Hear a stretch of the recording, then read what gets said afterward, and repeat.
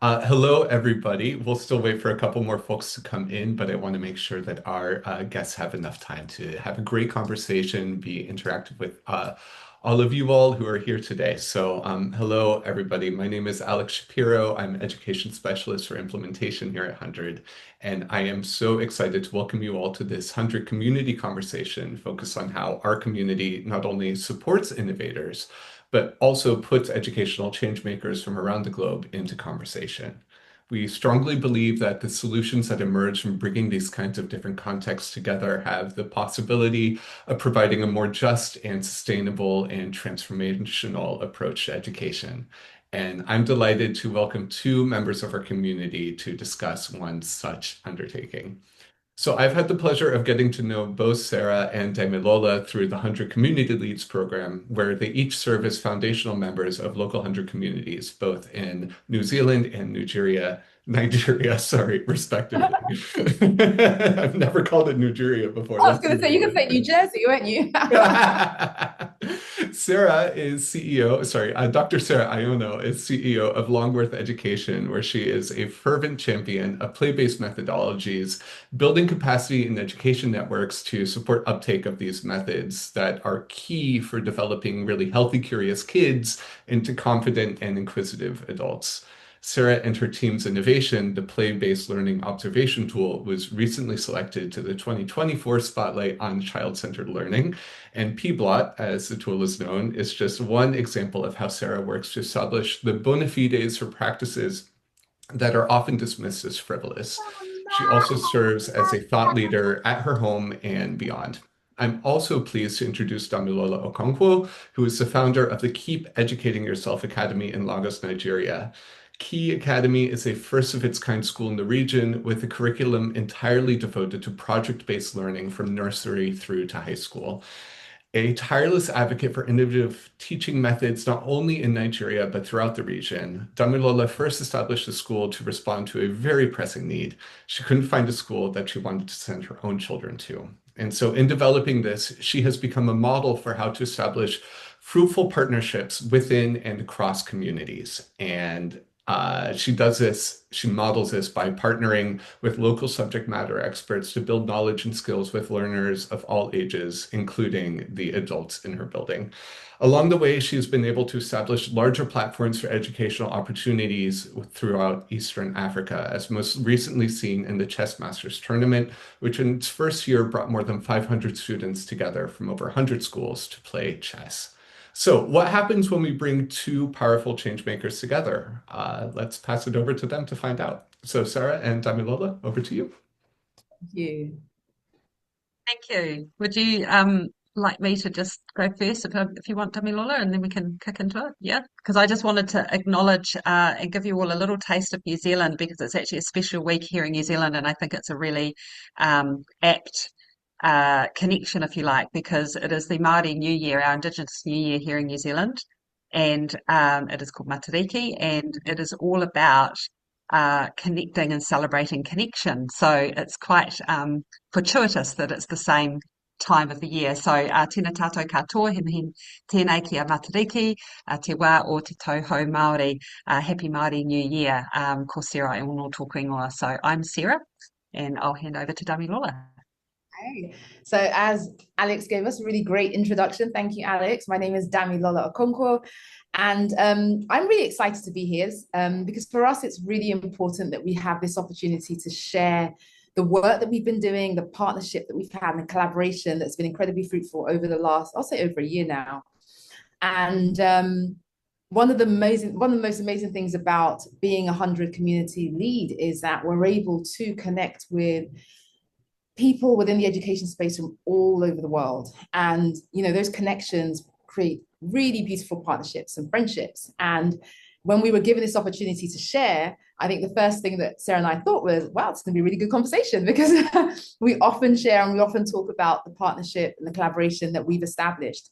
So it's really, really exciting to be here to share that with you all, to learn more about what your challenges are and the questions that you may have and how that will support the work that you're doing within your respective countries. I'm really excited. I'm based in Lagos, Nigeria, as Alex said, and I'm really excited to be on this Zoom with people from all over the world. I wish I could figure out the settings so I could actually see everybody's faces. I can only see the first sort of 4 at the moment. But it's exciting to see people joining from all parts of the world. And I'm hoping that this will be an incredibly fruitful conversation for us all. So really let's get into how we came to connect, right? Because I think that that's a first thing, and I guess really what's so lovely about how we connected is to show that it's through conversation and I guess a little bit of bravery, a little bit of boldness, and a little bit of kind of stepping out of your comfort zone at the same time as kind of noticing that there's someone that might, think like you and have a passion like you, to be able to reach out to them. So I can remember one of the very first community lead meetings we had, and we were all there and we were sharing what our innovations were, what we were doing, what we were passionate about. And I remember hearing what you had shared, Damilola, and I was like, I have to talk to her because I want to share what we're doing. I think there's a really cool connection there, to be able to work somehow, some way together.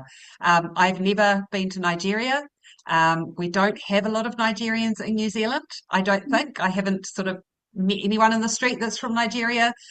So it was a really kind of different reaching out of my comfort zone. But I just knew that we had something that we could share, and talk about passionately. So I reached out and we started our conversations, didn't we? Yeah. And it was really, to be honest, when Sarah reached out and I received the email, initially it was an email before we got on a call. And my first thought was, I don't know much about New Zealand either, other than as I shared with her, it's neighbors of Australia. And judging by my accent, you may be able to tell that I grew up in the UK. And so if you grew up in the UK in the 80s and 90s, there's a program called Neighbours, that everybody watched, home and away as well.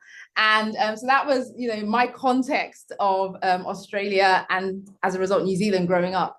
So learning more about Sarah's background and her context and the work that they're doing. And for me specifically, actually, the Indigenous community within New Zealand and understanding that more and how that weaves into the work that she does, I was immediately able to see kind of these great connections. And honestly, as a human being, I was just really excited that someone reached out and was really interested in what we're doing. Very rarely do you get people coming to sort of learn more about what we're doing within the innovation space, innovation education space on the continent. So having somebody from outside the continent wanting to learn more and reach out and understand, that was, for me, that was brilliant. So it was a really sort of easy connection and communication to have. And again, thankful for the HundrED community for even bringing that together, because often I think sometimes it's quite hard to make that first step. But because we were both on a call together, it was quite easy to then say, okay, from here, let's like transition this to an email. And then from there, let's get on a call. So kind of creating those opportunities for people to be in the same space and connect and just see each other is really, really helpful. Yeah, and I think also just recognizing that no matter where you are on the globe, there are people out there that think like you, that have the same passion for education and are facing the same challenges, facing the same celebrations, and being able to really globalize the view of how we support children in education and their learning experiences, I think is a really powerful platform to be able to share together. So our connection then grew when we met at the HundrED Summit in Helsinki at the end of last year, and that was awesome. I felt like I sort of had met a long lost friend in person by that stage. It was fantastic, and we got talking more and more. And I can remember at the very end of the summit, there was a little group of us sort of huddled in the corner, with a laptop on, balanced on our laps, kind of sharing all about play and talking about play with a group of community leads and HundrED innovators who were really interested in play.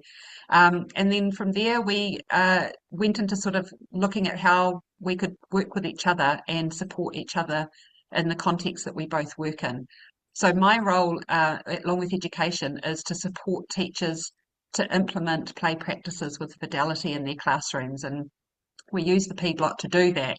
And I had a really strong inkling that this framework would be really useful for Damilola and for her teachers, and hopefully be able to be some kind of professional development for them as they navigate what project-based learning look like for their students. And so we kind of talked more and more about that, and we went back and forth for a little bit, and then we finally kind of went, okay, let's do it, let's get into it.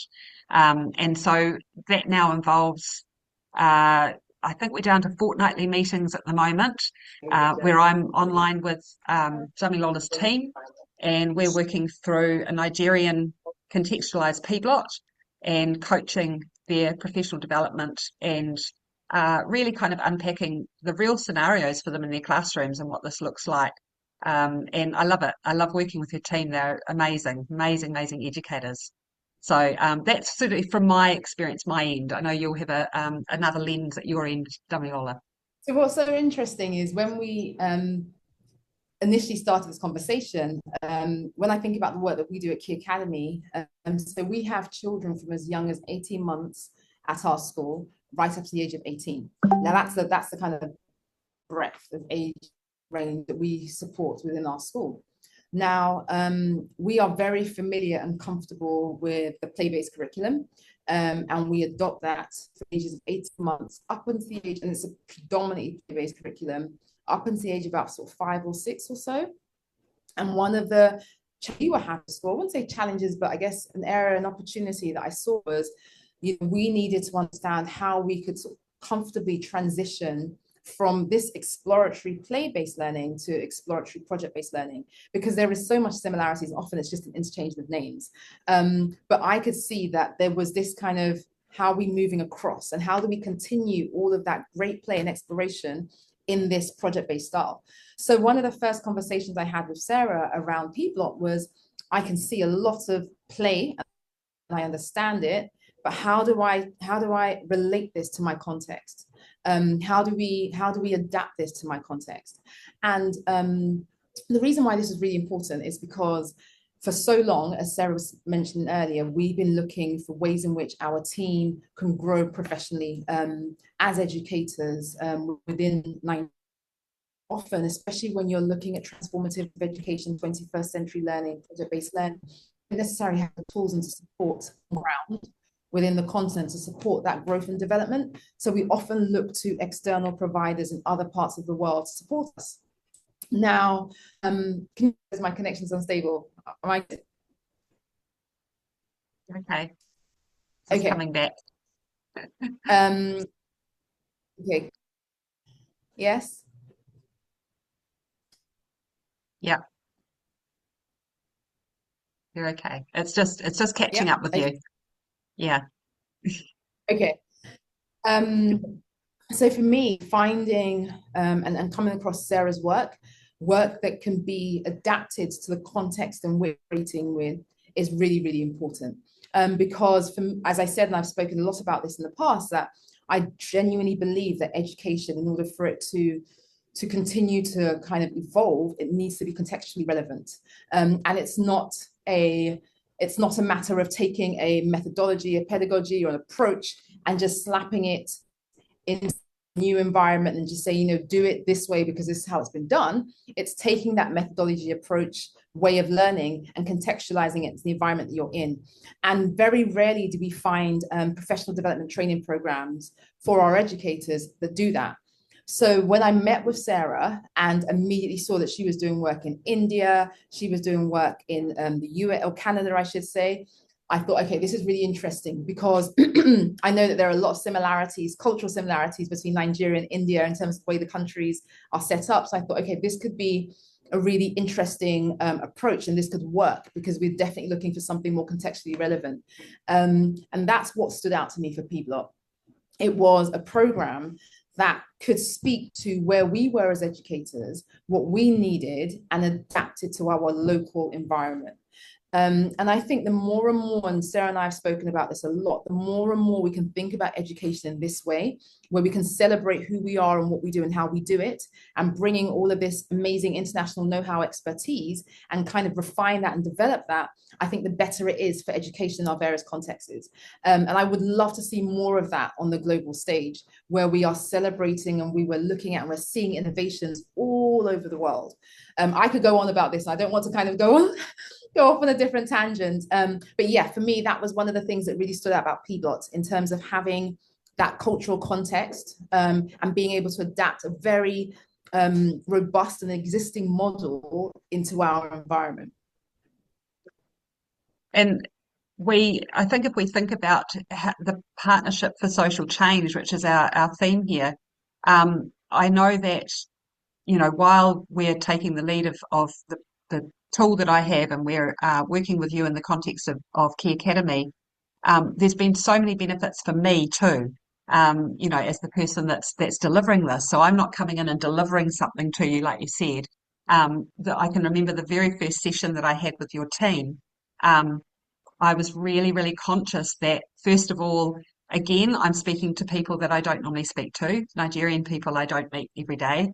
Secondly, many of them have never spoken to a Kiwi before, and I was very conscious of my accent. I was very conscious of also the fact I have a title. I'm a doctor, and I know in some contexts that having that doctor title can put you in a hierarchical status above other people, and that doesn't work well when you're trying to work in partnership. And so I was very conscious in that first session to humanize myself, to share a connection around our cultures.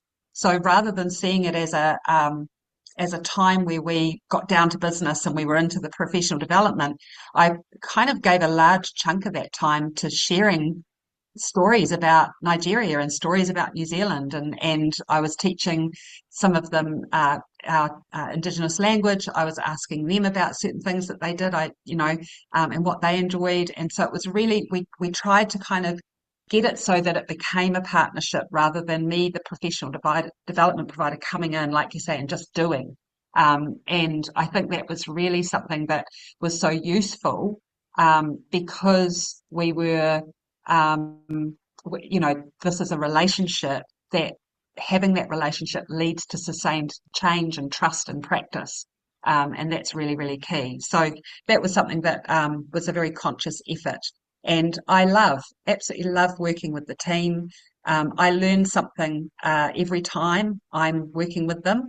And I really look forward to the sessions with them. I have one this evening, and I'm just so looking forward to their enthusiasm and their desire to really work hard for their children and what they believe. I agree. And for me, I Yeah. mean, one of the other things that I've loved about this collaboration and partnership is it's really opened my mind in terms of what's possible. Access is a big issue out here, right? Access to quality training, quality education. I mean, you know, the list is endless, but I feel what we have here is an opportunity to connect, to receive world-class training and support, all from the comfort of our environment. And through a platform like HundrED, which has brought this together. So it's a really interesting one in that sometimes you often go through thinking you're in this alone, and you don't have the support people around you often. And we do sometimes feel like that in Nigeria because we are the only fully project-based school. We have been championing this style of learning, 21st century transformative education, for over 6 years now. But, you know, often it's just been us doing that. And sometimes you do feel, we're human, that you do need that support, right? You do need that connection. You do need that sort of village and community around you of like minds who are also believe in similar pedagogies and who have very similar beliefs in education. And you can't always find that in your immediate community or your immediate environment. And that can sometimes feel a bit disheartening, and it can feel like a lonely journey. But one of the benefits of you know, collaborations and partnerships like this is all of a sudden you feel part of a much bigger community and a much bigger family, and that is incredibly helpful. And knowing that, you know, Sarah and I have had our conversations, we meet, you know, regularly individually, and our conversations are going off in different tangents, and it's always so helpful. I mean, our most recent one on sort of neurodivergence and things like that has been really, really eye-opening for me, and supporting the work that we're doing at Key Academy and some of the broader initiatives that we have. So just knowing that within these sort of collaborative environments and situations, you're not just looking at how this is supporting the need that we had as an organization, but actually even as an individual, you know, how this is sort of growing the work that I'm doing, empowering me and allowing me to think more broadly and thinking about some of the things that Sarah's doing and bringing that into our context within Nigeria is incredibly helpful. So yeah, I would definitely encourage that ability to reach out firstly, because that's the first step.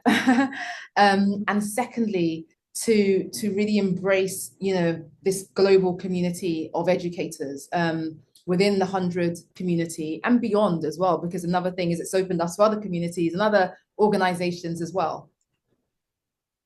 Yeah, absolutely. What would you say some of the challenges have been? We've talked about the benefits, but it's there are Good some question. challenges as well. Good question. First challenge is probably your challenge, the fact that Sarah has to wake up at 3 a.m. to train.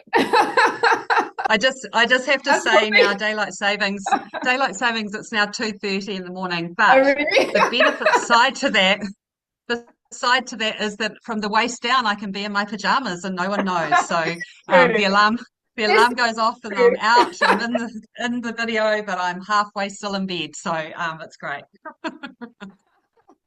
Yeah, it is a bit. This is It true. takes me a little I bit to mean, wake up, but yeah.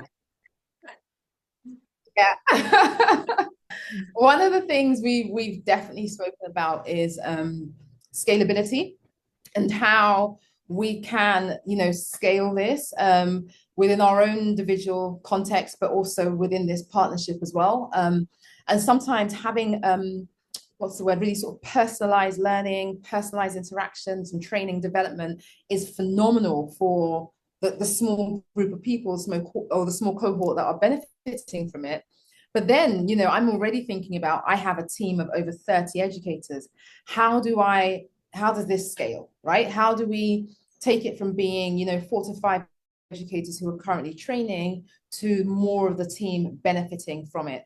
And it's been something I have been thinking a lot about and what that might look like. And it hasn't always been immediately obvious, how we would do that. I know one of the benefits of the training is specifically with PBLOT is to actually empower the individuals to then take what they've learned to pass on to other members within their teams and within their context, which is fantastic. But then I do also then wonder, how long will that take? And I know how, having this sort of intimate environment and connection, communication with Sarah has benefited my team immensely.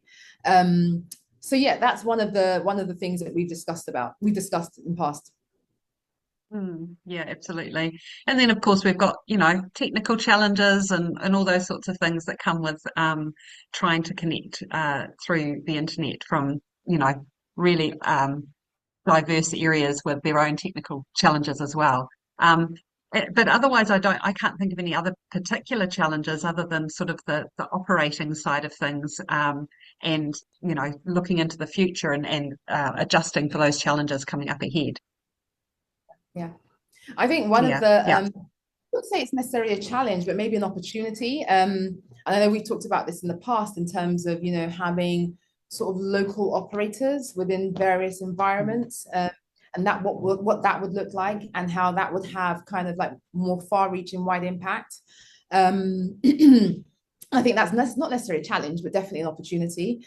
Definitely something worth exploring when I think about the work that Sarah's doing, and I think about how beneficial it's been to us and how beneficial it will be to schools across the country and beyond. And we're working within our organization, we're working on developing a platform that essentially supports sort of nationwide teacher training and accreditation, so that we can really take all that we've learned and all that we're doing within Key Academy into schools across the country. So not necessarily launch more schools like Key Academy, but transform existing schools because we have hundreds of thousands of them across the country. So every time when I think about opportunities that we have as a school, I'm immediately also thinking about how can this opportunity be shared with people across Nigeria and beyond. I see we have a question that's come in. Yeah. What have you seen in terms of the transformations in the communities from implementing the tool and program? So what are you noticing with the program that we're doing, Damilola, in your school community? So first thing I'm noticing is confidence confidence within my team to articulate and share the work that we're doing. As I mentioned earlier, when you're in an environment where it's only you sort of beating that drum, sometimes you feel like you're the only one talking about it. And then sometimes that does affect your confidence, because you wonder, if we're the only ones talking about this, we're the only ones championing this, is anyone else listening? And for me, it's really important that programs like this and has kind of really developed the confidence within our education team. And secondly, I'm seeing it translate into the way in which the team are co-learning. So we call our teachers co-learners, because we believe they co-learn and they continue to learn throughout life. But the way in which they're co-learning with the children, and how they're bringing in some of the practice, some of the learning into their day-to-day interactions with the children. So it's definitely supported us as a school community. In terms of beyond the school community, we haven't yet seen that impact. I believe it will come, as I talk about some of the scaling projects and initiatives that we've got in the pipeline. But definitely as a school community, I've seen it within the individuals who've received the training, how they're more confident in sharing with members of their team, as well as how this is now translated into the day-to-day learning of the children. And we've been working on some conversations that they've needed to have with parents as well, and some of the tricky conversations with some parents, and so that's been something that's been really useful as well for them. Sorry, your sound we lost you a little bit. Okay, now it's good. just saying that it's also helped teachers feel much more confident in having some tricky conversations with parents as well. Definitely. Yeah, most definitely. So broaching some of those topics. Yeah. So we've got on our list here to discuss how can you connect with someone from a different context for you to learn and grow more as well. And that's something that we wanted to sort of throw out to the HundrED community now as a result of sharing our partnership, recognizing that we have both potentially innovators in this space, but we also have ambassadors here as well, who maybe you don't necessarily have an innovation you're working on at the moment, but you have a really strong interest and desire to support the education community. And really what we wanted to do is offer you the opportunity to think about how you might connect potentially to a really diverse connection that you wouldn't think about. I think sometimes, we kind of are geographically isolated, in the sense that for me, I would automatically look to Australia. And I do in a group, I think, oh, well, there's the Australian and there's someone from the South Pacific, and I might go as far as maybe America or somewhere, a Western country of some kind. But I wouldn't necessarily have had my first connection with a West African country, high on my list. And so really the challenge for you is to start to think about who you can see as part of the HundrED community, who you might not normally reach out to, but you might want to learn a little bit more about, and just push yourself out of that comfort zone a little bit, because you never know quite where that connection might take you as well. You want to add to that, Damilola, at all?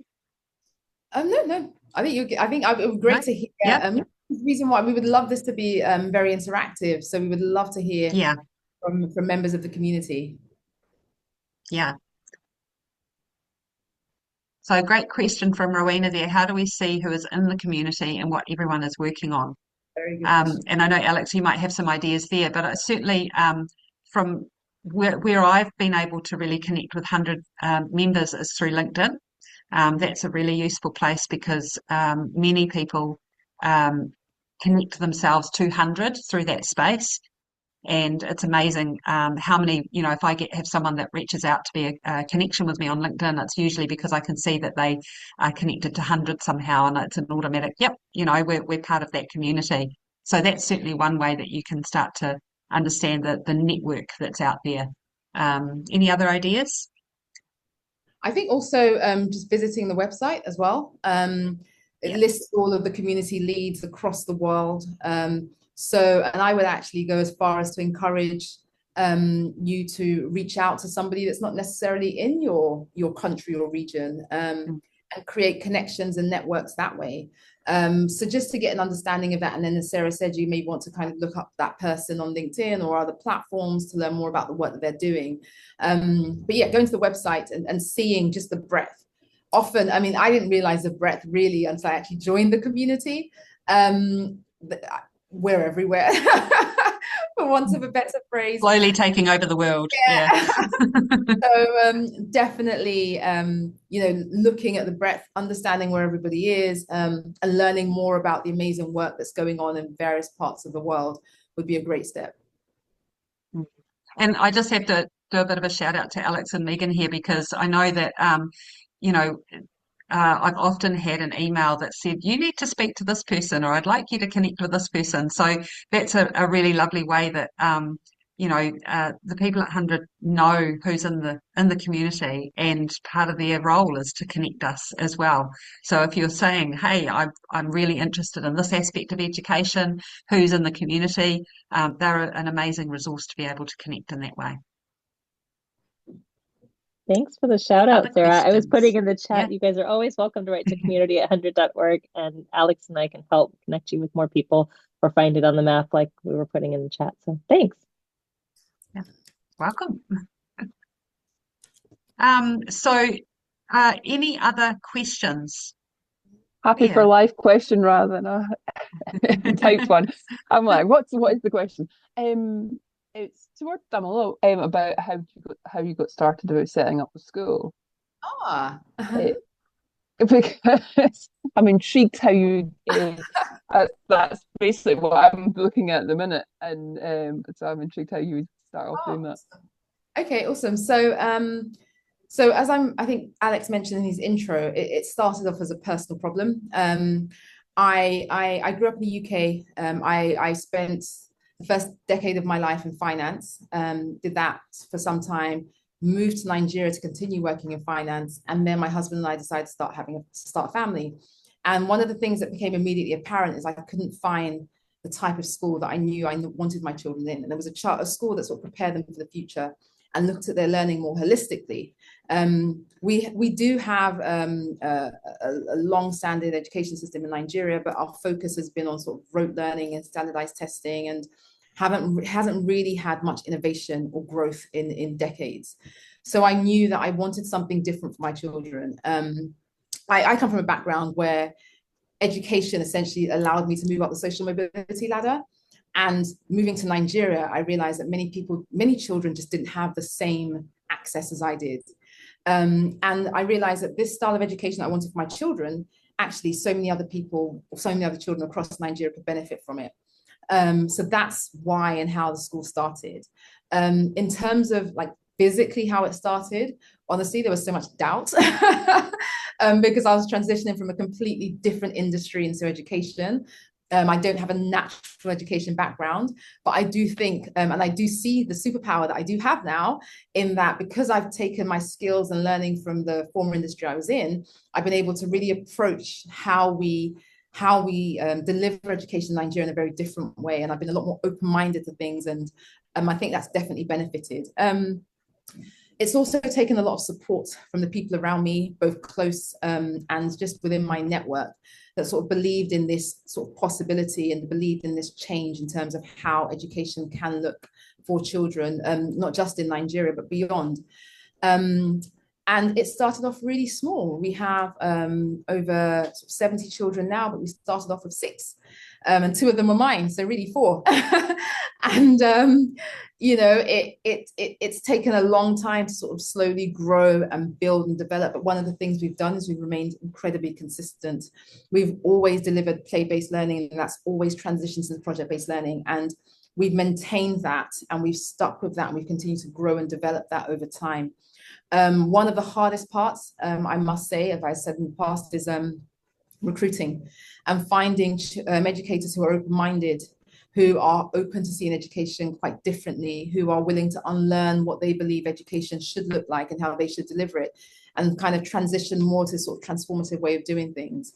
It's been a long journey, 6 years of COVID in the middle, which completely just flipped things around a bit. But it's been incredibly rewarding as well.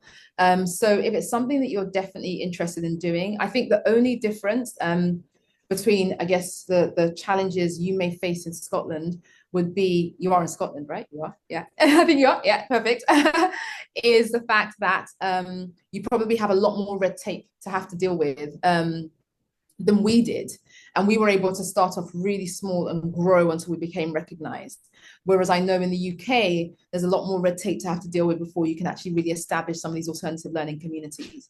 But Claire, I'm very open to sharing and talking. There's actually an organization, which I can't remember for the life of me right now, based in Scotland, that we've been sort of following for some time, and they're looking at sort of transforming education within Scotland and making it a lot more exploratory. So I'd love to connect with you on that and definitely sort of support and take that conversation forward as well. Absolutely. It might be Upstart you're talking about, the play-based stuff that yes, it is. Absolutely, yeah. that's it. Yeah. Yes, it's Upstart. Oh, yeah. definitely connect. It's partly red tape, it's partly funding. It's actually mostly funding. Yeah. So that's a whole different. Yeah. That's not a conversation for them. Okay. Thank you. Okay. No worries. I'm just looking at the other questions we've got here. Yvette's asked, what's next? What's next for us, for you, for me? I think where one of the things that I'm certainly exploring, that I know, and just hearing Damilola, you talking about it as well, is we need another conversation, because we're looking at other ways to scale now as well, and the kinds of things we're able to do to be able to replicate what we're doing in even more approachable, achievable connection to the material and to the work that we do. And at this stage, we're looking at digitalization and going down some of that track as well, and platforms and things like that. So that's our immediate focus, which means that we can then support the likes of the Key Academy in terms of reaching more teachers and getting more boots on the ground to support more teachers. So that's my immediate goal, and just making sure that we can just reach more what we're doing. For you, Damilola, you're working on a scaling up into the seniors, aren't you? Yes, exactly. So for us, it's twofold. The first would be developing, sort of fully rolling out our nationwide teacher training platform, which is essentially codifying all of the learning and work that we've been doing at Key Academy over the last 6 years, and putting that into an operating platform that schools or educators across Nigeria can use to transform their classrooms. So that's one area that we are heavily focused on at the moment. And the next step for us would be moving to our HQ campus in 2027, where we transition from not just being a primary school, but also moving into a project-based secondary school as well, and taking all of the work that we're doing within the primary space, growing into a secondary school, and then bringing in all of the other areas that we're doing around nationwide teacher training and digital content and things like that, and kind of housing it all in one place. So it's going to be a big fundraising round for us. So Claire, I get you in terms of funding, for sure. That's always a huge challenge.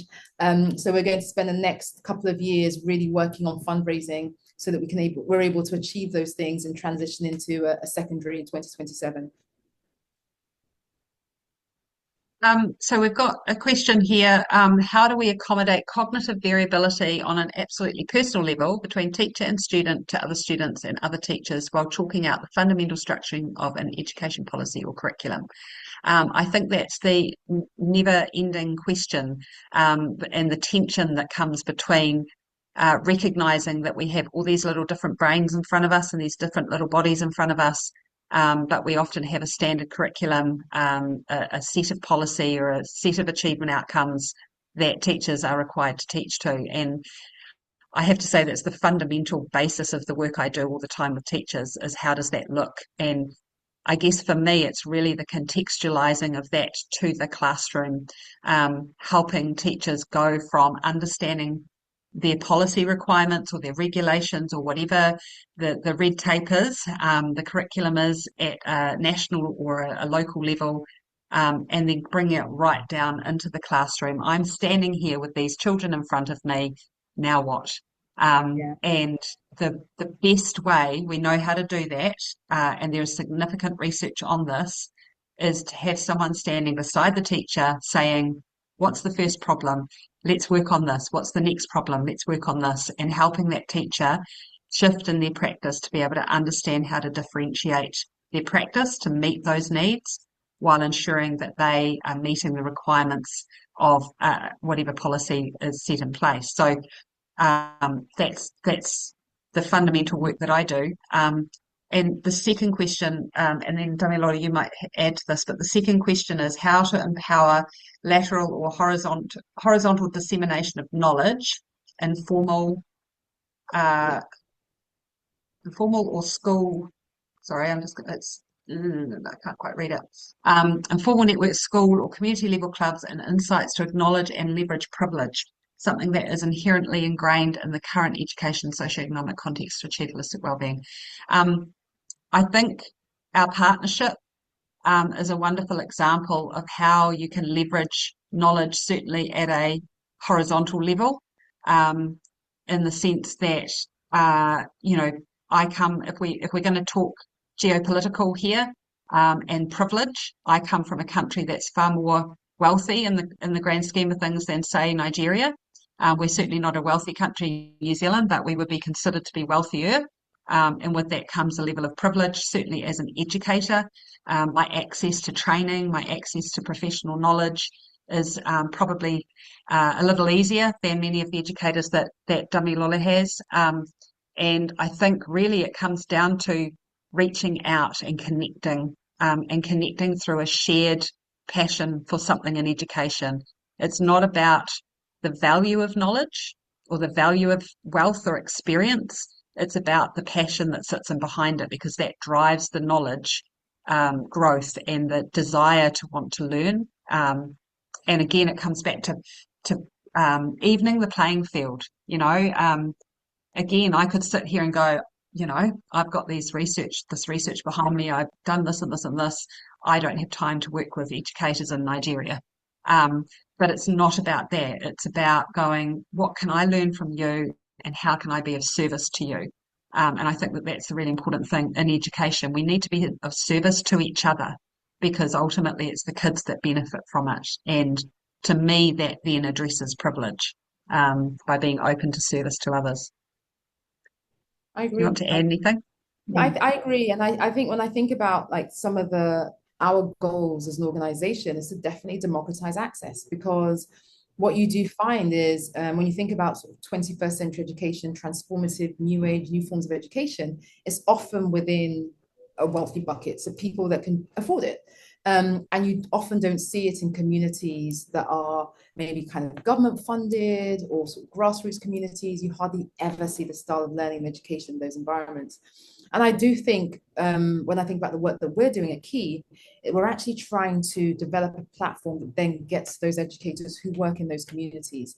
And I think that's a really great way to really kind of cross-pollinate and share the work that we're doing and reach people in environments that you ordinarily could never get to or could never reach. And while there are so many debates and conversations about technology and education, I think one of the most positive benefits I've seen is access. And it's been able to reach and connect with people in areas and environments that ordinarily you can't get to.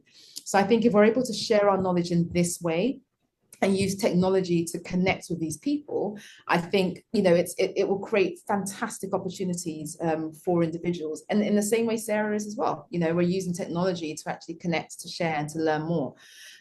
So if we can think about platforms and programs that can support that on a, I guess, on a more kind of official terms or formal basis, I think the better it will be for educators across the globe and communities across the globe as well.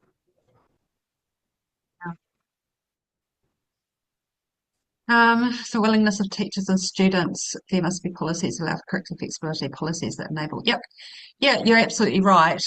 There does need to be a recognition in policy that we need to have differentiation. And I think that comes back to, unfortunately, the ideology of the day that the current government, wherever that government places themselves, as to the value of recognising that children are individual learners. I don't have an easy answer for that, because that's something that I battle a lot at the moment in the work that I do, as Megan and Alex will know, and Damilola will know. It's something I talk quite passionately about at the moment. And it's something that I think potentially, if we were to have more representation at a policy level from educators, I think the problem that we have is many policymakers are not educators. They haven't sat in a classroom in front of 30 kids. They don't understand the problems that teachers deal with every day, but they seem to have all the answers at the policy level. And so I think really the more we could have representation at policy level, and the more that the profession is regarded and consulted and listened to, then that might go some way to having policy reflect the challenges that teachers have in differentiating for their students' needs. Either that or go and start your own school as well. Yeah. Any other questions? There's one in the chat here from Praise Deborah. My question is, what are resources or professional development opportunities that are available for educators who want to learn more about project-based learning and implement it in their classrooms? Do you guys have resources you could recommend? I mean, I could do a plug, but I'm not sure if that's allowed. So, Praise Deborah, depending on where you are based, your surname is Olajide, so I'm assuming you're based in Nigeria. I think I actually know you. Your name looks very familiar. I think we have a community called Impact Educators, and they meet regularly to learn about project-based and play-based learning practices that you can then take into your classrooms. Now, what I mentioned earlier in terms of building a nationwide teacher training platform that will essentially support educators across the country with project-based learning, that this is like the beginning of that. And this is how that whole program started, with this community of educators coming together and learning best practices from each other. So if you would like to join the Impact Educators, please drop me a line on LinkedIn, or I'm happy for our details to be shared. I'm not sure how it works. And then I can set you up with the person within Key Academy who organizes that, and they can definitely share it with you. Aside from that, I know that there are global platforms as well, like the PBL network. Literally just Google PBL or project-based learning, and you'll come across tons of research, tons of information and around this topic. But in terms of localized and contextualized, definitely connect with us on the work that we're doing within the Impact Educators. And we've also been contextualizing the PBLOT to be a project-based learning observation tool as well. It's conveniently still starts with P and B. So play-based to project-based, it's the tool that we're working with the team around looking at their practice and embedding those practices in their setting as well. Other questions? Oh, this is a nice comment. So I guess really just if there's no more comments and stuff, I wanted to issue a challenge really to everyone, which is to go onto the map, the HundrED map, go and have a look and just kind of go, I've never been there before. I wonder what that person does. Or, look up someone who might be in the same area of education that you're in and just go, I would never dream of reaching out to someone in Greenland. I'm hoping maybe there's someone in Greenland. That to me seems literally on the other side of the world from me. And so, is there somewhere where we can connect, some way we can reach out? Because I really do think that they're really, I think even just being a member of HundrED, there's already foot through the door in terms of someone that might be like-minded to you. And because of that, there's probably going to be more benefit to reaching out than anything else, and the learning that you're able to do from each other is absolutely so rewarding, and on so many unknown levels. It's not just the immediate learning around particularly education, but it's just being for example, I was driving home the other day and they had some news on about something that had happened in Nigeria, and it just perked my ears up, and I thought, I'll listen into that. That wouldn't have been on my radar before. But now I sort of feel I have a connection to a country I've never been to, because every fortnight I sit down and I work with this team in Nigeria. You haven't been to yet? Yes. Not yet. Absolutely. So, there's really unseen but wonderful benefits that come from just, again, coming out of your comfort zone and reaching out to someone who you think you might be able to learn more from. And I fully agree. I think we've got through all of the questions now. Are there any more questions? I think we're good to go, Damilola. Good. Okay. Thank you. Honestly, it's been a fantastic opportunity to connect with you all, to learn more about the work that some of you are doing, and also understand some of the areas that we all need support in and how we can all lean on each other and support each other. So thank you for joining us. Thank you for this great opportunity, 100. And I'm hoping there'll be many more. And we'll one day, both Sarah and I, be able to sort of dial into some of the conversations and community conversations that you are all having in your respective areas. And I'm sure Sarah will agree. Please feel free to connect with both of us. We're both active on LinkedIn. Or you, Alex or Megan, you can share our details. I'm very happy with that. But just thank you. Thank you for the opportunity. Thank you for listening to our story. And I hope it's been helpful. I hope it's been inspirational. And I hope it's encouraging you in your areas of the world. Yes. Yeah. All right. I will take it back over from here, but I want to say thank you so much, both Sarah and Damilola, for being honest and open. And I want to really agree with the wonderful comment that we have here, that it's so clear that there's a warm personal connection. And I think that that personal comes first when trying to build these kind of cross-cultural connections. It really helps smooth over any differences that raise up, and that kind of compassion lies at the heart of what we believe in here at HundrED. So as they both said, Megan and I are delighted to connect you to other members of our community. That is a favorite part of our job, is to build those connections out. So you can always reach us by emailing us at community@hundred.org, or alex@hundred.org, or megan@hundred.org. It will come right through to us. I've also sent a quick feedback form into the chat if you would be so kind as to fill that out. And also, if you would like to share your LinkedIn in the chat, please go ahead and do so as well, so that we can start building those connections. We are working on building out some features on our website that can facilitate that. But for now, LinkedIn is absolutely the best way to go. It's where everyone is. So I'm sending mine in there as well. And once again, I want to say a big thank you to Sarah and Damilola, and for all of you for joining us today.